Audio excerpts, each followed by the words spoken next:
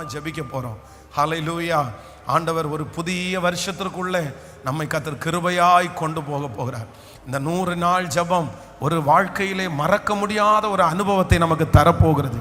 இதற்கு பிற்பாடு இனி நம்முடைய பிரயாணத்தில் தோல்வி இல்லை. நம்ம எல்லாரும் கரை சேர போகிறோம். எல்லாரும் கரை சேர பண்ணுறதுக்கு கர்த்தர் வல்லவராக இருக்கிறார். நம்முடைய கரத்தை பிடித்த ஆண்டவர் கரை சேர பண்ண போகிறீர்கள். சீக்கிரமாய் நம்ம கரை சேர போகிறோம். கர்த்தரே நம்மை கரை சேர பண்ணுகிறார். ஸோ ஃபஸ்ட்டு நம்பர் 1, முதலாவதாக எல்லாருமே என்னுடைய கப்பல் எதை சுமக்கக்கூடாதுன்னா வீணானவைகளை இனி என் கப்பல் சுமக்கக்கூடாது. இன்னையோட ஒரு முற்றுப்புள்ளி வைப்போம். இன்னையோட ஒரு முற்றுப்புள்ளி. நிம்மதியாக நம்ம தூங்க முடியும், நம்ம நிம்மதியாக வாழ முடியும்.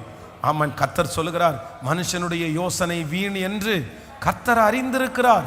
அப்போது நம்முடைய யோசனை என்னது? எதுவுமே நம்ம யோசிக்கிறதுனால ஒன்றும் பண்ண முடியாது. நம்ம தேவையில்லாமல் சுமந்துட்டு இருக்கிறதுனால எதுவும் பண்ண முடியாது. அவ்வளோதான். நம்ம கர்த்தர் மேலே வச்சிருவோம். எல்லாத்தையுமே கர்த்தர் மேலே எல்லாத்தையும் வச்சிருவோம். நீங்கள் அதை நான் இன்னைக்கு இந்த ஜெபத்தில் உங்களை மறுபடியும் படுத்துறங்கி நான் விழித்தெழுவேன். கர்த்தர் நீர் என்னை தாங்குகிறீர்.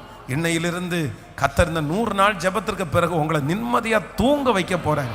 நீங்கள் நிம்மதியாக தூங்க போகிறீங்க. இனி நீங்கள் டிஸ்டர்பன்ஸே இல்லாமல் நீங்கள் தூங்க போகிறீங்க. ஆமேன். நீங்கள் டிஸ்டர்பன்ஸ் இல்லாமல் நீங்கள் தூங்கணும் அப்படின்னு சொன்னால் முதல்ல உங்கள் கப்பலில் இருக்கிற பாரத்தை நீங்கள் என்ன பண்ணணும்னா, தேவையில்லாத பாரத்தை நீங்கள் என்ன பண்ணணும்? இறக்கணும். இப்போ சொல்லுங்கள், நீங்கள் பாரப்படுறதுனால ஏதாவது நன்மை இருக்கா? ஏதாவது நன்மை? ஒன்றுமே இல்லையா? அப்போ நன்மை இல்லாத ஒன்றை நம்ம ஏன் சுமக்கணும்?